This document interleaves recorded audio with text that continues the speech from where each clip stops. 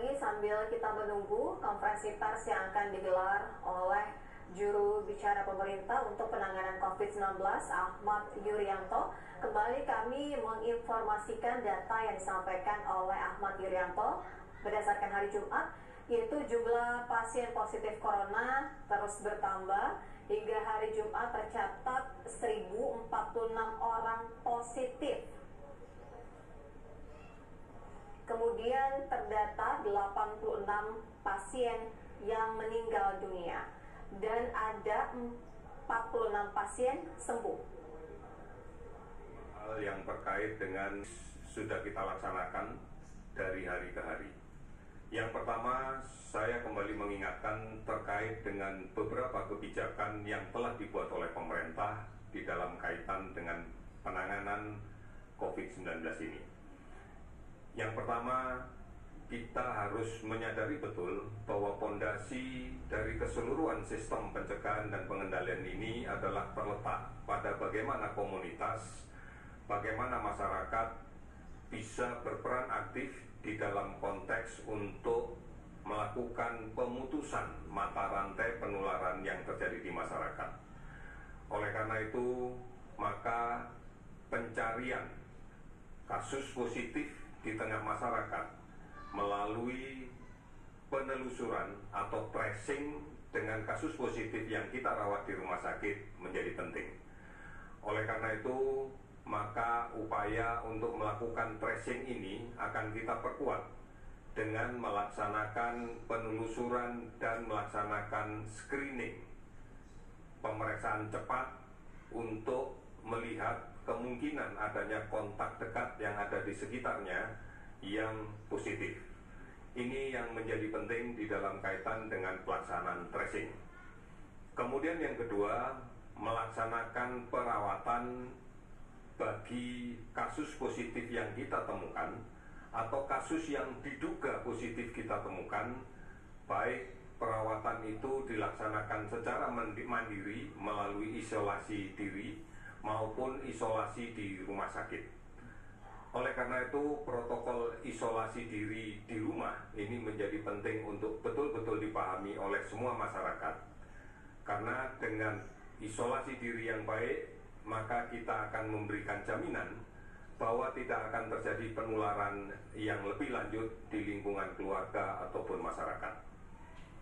Oleh karena itu, maka tinggal di rumah, tetap di rumah, tidak perlu keluar, menjauhi kerumunan, menghindari pertemuan-pertemuan yang cukup banyak. Ini menjadi salah satu upaya, menjadi upaya-upaya di dalam kaitan dengan isolasi diri. Tinggal di rumah, gunakan masker, jarak kontak dengan anggota keluarga yang lain tidak boleh kurang dari 1 atau 1,5 meter. Kemudian aktivitas makan menggunakan alat yang tersendiri dan tidak makan bersama-sama pada satu waktu yang sama dan tempat yang sama dengan keluarga lain yang sehat.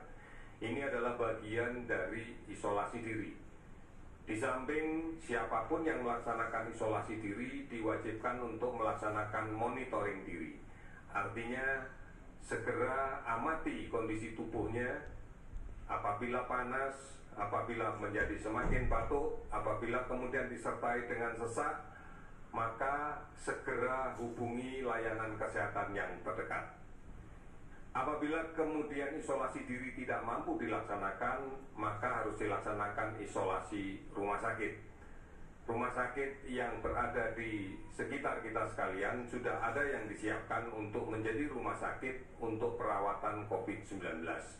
Oleh karena itu, tentunya ada indikasi-indikasi tertentu di dalam kaitan dengan rawatan di rumah sakit, yaitu yang tidak mampu merawat diri di rumah, atau adanya komplikasi, atau adanya penyulit, atau adanya faktor penyakit-penyakit kronis lain yang mendahului. Ini akan menjadi penting untuk dilakukan perawatan secara intensif.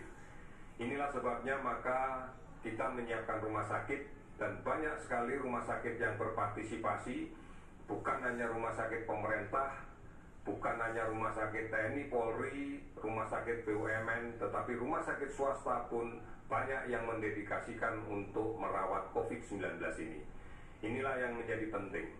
Di dalam kaitan dengan menyiapkan kondisi rumah sakit, sudah barang tentu peralatan, khususnya APD, menjadi bagian penting bagi tenaga kesehatan yang melaksanakan kegiatan rawatan. Kita akan berusaha sepenuhnya untuk kemudian memenuhi, mematuhi, dan melengkapi penggunaan APD ini. Sudah barang tentu ada SOP standar tentang siapa yang harus menggunakan APD, siapa yang tidak perlu menggunakan APD. Ini menjadi penting. Oleh karena itu, saudara-saudara sekalian, maka basis fondasi yang paling kuat adalah bagaimana mengimplementasikan pola hidup bersih dan sehat di tengah kehidupan kita sehari-hari. Ada satu kunci yang paling penting yang harus kita lakukan di samping menjaga jarak di dalam kaitan interaksi sosial adalah mencuci tangan. Mencuci tangan dengan menggunakan sabun sebelum makan, sebelum minum, sebelum menyentuh mulut, sebelum menyentuh hidung, sebelum menyentuh mata. Karena data menunjukkan bahwa penularan yang paling banyak justru karena perantara tangan. Ini yang menjadi penting. Mencuci tangan dengan sabun. Sehingga tidak ada alasan bahwa harus dengan menggunakan hand sanitizer. Tidak. Dengan sabun sudah sangat efektif pada air yang mengalir. Ini yang diharapkan bisa dilakukan. Oleh karena itu, mari bersama-sama kita tetap di rumah, produktif di rumah, bisa bekerja dari rumah, belajar di rumah, beribadah di rumah. Manakala kemudian mendapatkan informasi atau membutuhkan berita yang lebih penting, yang lebih benar dan aktual terkait dengan virus COVID ini, silakan. Ada beberapa call center yang bisa dihubungi, diantaranya adalah 119 extension 9, 117, Halo Kemkes, dan beberapa aplikasi online seperti Halodoc, Gojek, Bukalapak, dan layanan telemedicine yang lainnya.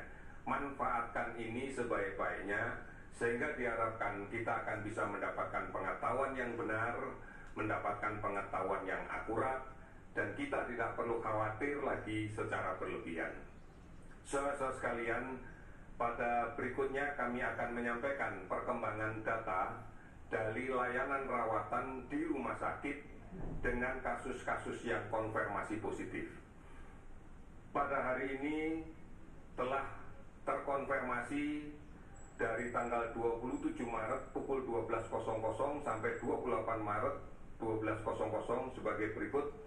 Kasus positif bertambah sebanyak 109 kasus, sehingga total menjadi 1.155 kasus.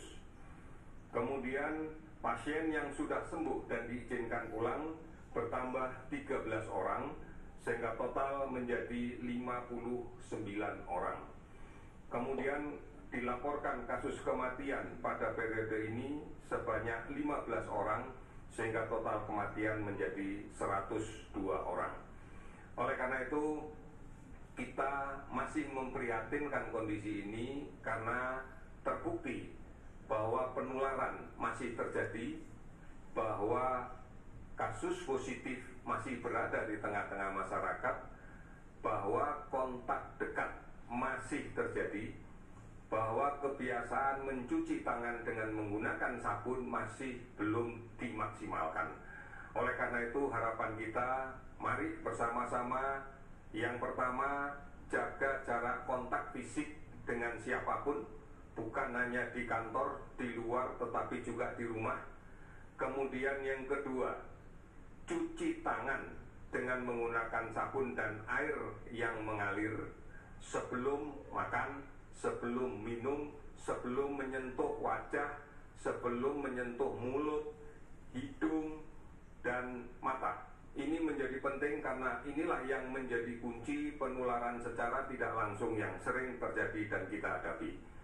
Kemudian yang berikutnya, tetap produktif di rumah, saling melindungi.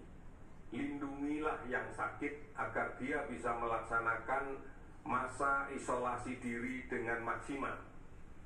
Lindungilah yang sehat agar tidak terkena penyakit ini. Kita berkomitmen bersama, mari yang sehat dijaga tetap sehat. Yang mulai sakit-sakitan, kita jaga supaya segera dia bisa kita sembuhkan dan tidak menularkan ke orang lain. Kemudian yang betul-betul sakit di rumah sakit, mari kita doakan, kita jaga, dan kita kemudian layani sebaik-baiknya agar bisa sembuh seperti sedia kala. Kita harus bekerja bersama, ini masalah kita bersama, membutuhkan peran aktif semuanya. Ini yang akan saya sampaikan pada hari ini, beberapa hal, mudah-mudahan kita bisa menghadapi situasi yang sulit ini bersama-sama. Yakinlah bahwa pemerintah akan bekerja sungguh-sungguh, bekerja dengan sepenuh hati untuk bersama-sama masyarakat mengatasi COVID-19 ini.